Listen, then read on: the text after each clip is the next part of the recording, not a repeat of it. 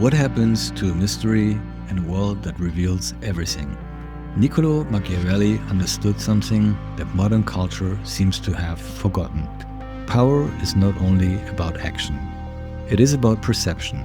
And perception depends on something subtle, control over what is revealed and what is not.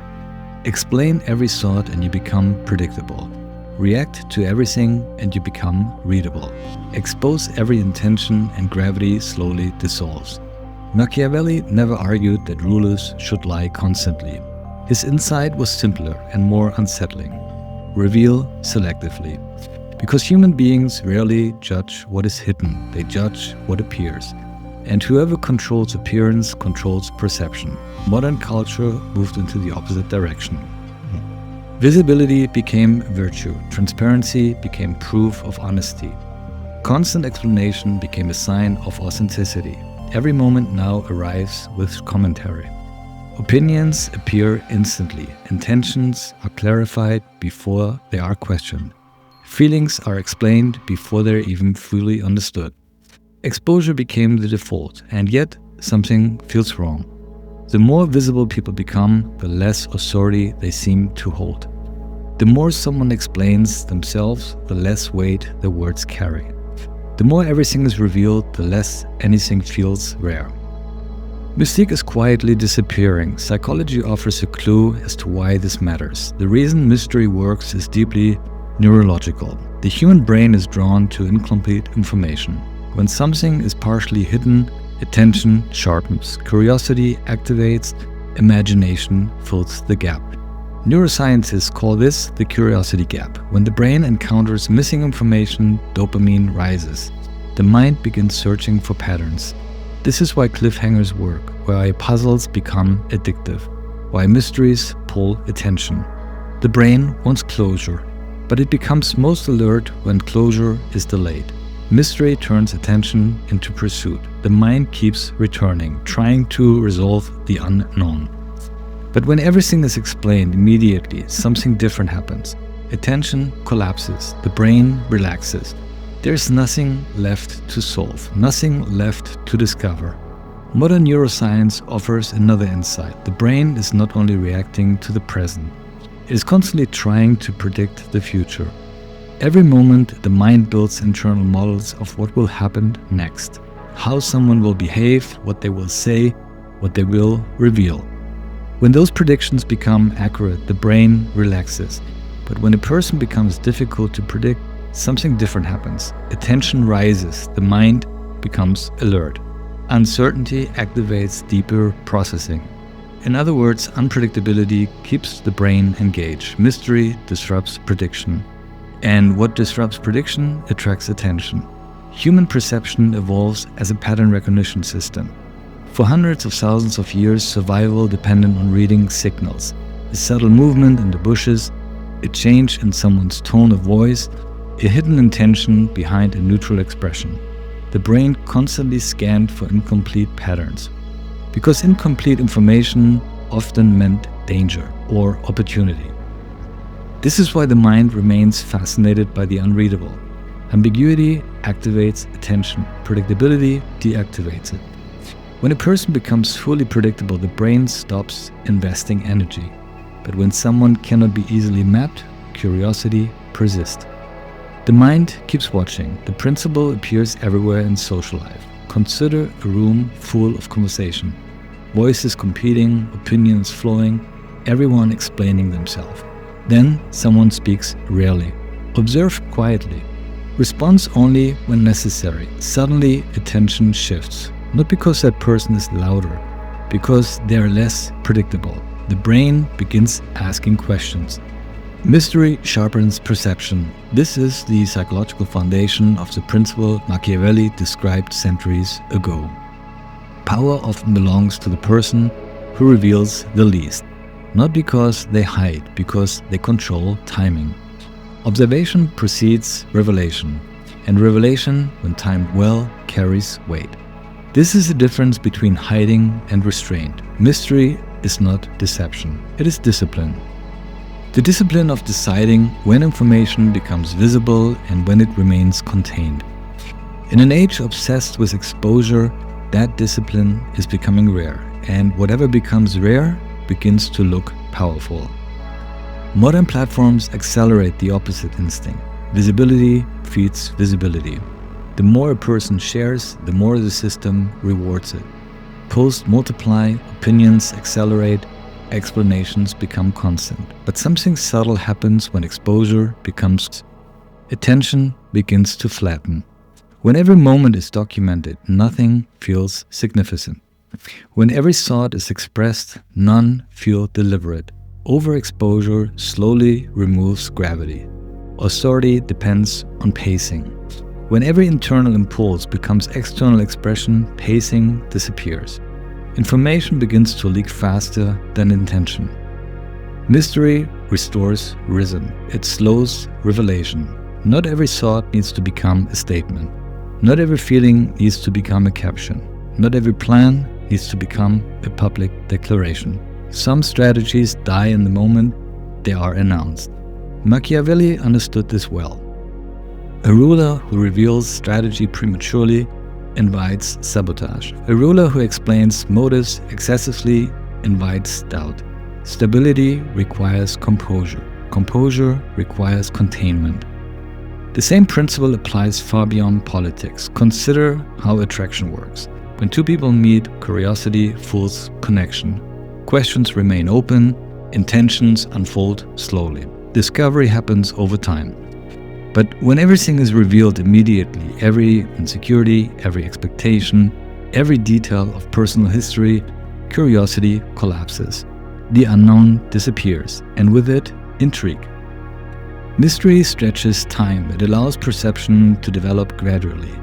This does not mean becoming distant or manipulative. It means understanding that intimacy has a rhythm. Strategic mystery is not emotional withdrawal. It is pacing. It is choosing when to reveal, to whom, and why.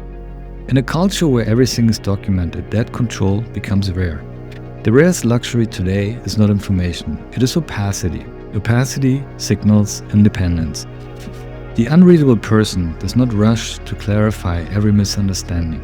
They do not fill every silence with explanation. They do not react to every stimulus. They observe.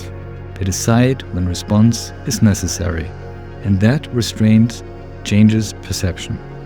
Humans are drawn to partial information. A person who cannot be fully mapped creates attention, not through noise, through presence. Mystery generates gravitation pull. But mystery has limits. When restraint becomes avoidance, connection collapses. When silence becomes fear, distance grows. The difference lies in attention. Strategic mystery is deliberate. It protects inner space. Inner space is becoming rare. Constant exposure leaves little room for privacy. Thoughts become public prematurely. Emotions become visible instantly. Identity becomes performance. Without inner space, development becomes difficult. Every change must be announced. Every evolution must be justified. Mystery protects becoming. It allows transformation to occur quietly. The person who reveals selectively retains flexibility. They can change direction without explanation. They can move without announcing every step. This autonomy is subtle but powerful. Another psychological shift occurs when exposure becomes constant. Validation becomes external. Reactions become expected. Silence becomes uncomfortable. But the unreadable person does not depend on immediate interpretation. They do not require constant confirmation to remain stable. Their center exists independently of public reaction. This stability signals strength. The cultural tide may already be turning. Years of radical transparency created fatigue. Constant exposure drains attention. Endless self-explanation becomes exhausting. A new archetype is quietly emerging. Not the loudest voice, not the most visible figure, but the most composed, measured, selective, deliberate. In a world designed for constant reaction, restraint begins to look like authority. This shift will accelerate. The digital economy thrives on predictability. Algorithms analyze behavior. Platforms map preferences. Data models anticipate decisions. The more information a person produces, the easier they become to predict.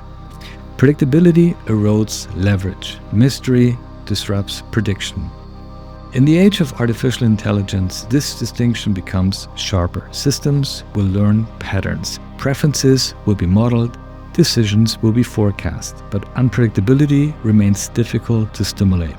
The person who controls their signals retains an advantage, not through deception, through restraint. If everything about someone can be mapped, they become manageable. But the individual who reveals selectively remains harder to model. Unpredictability becomes leverage. This is where the cultural trajectory becomes clear.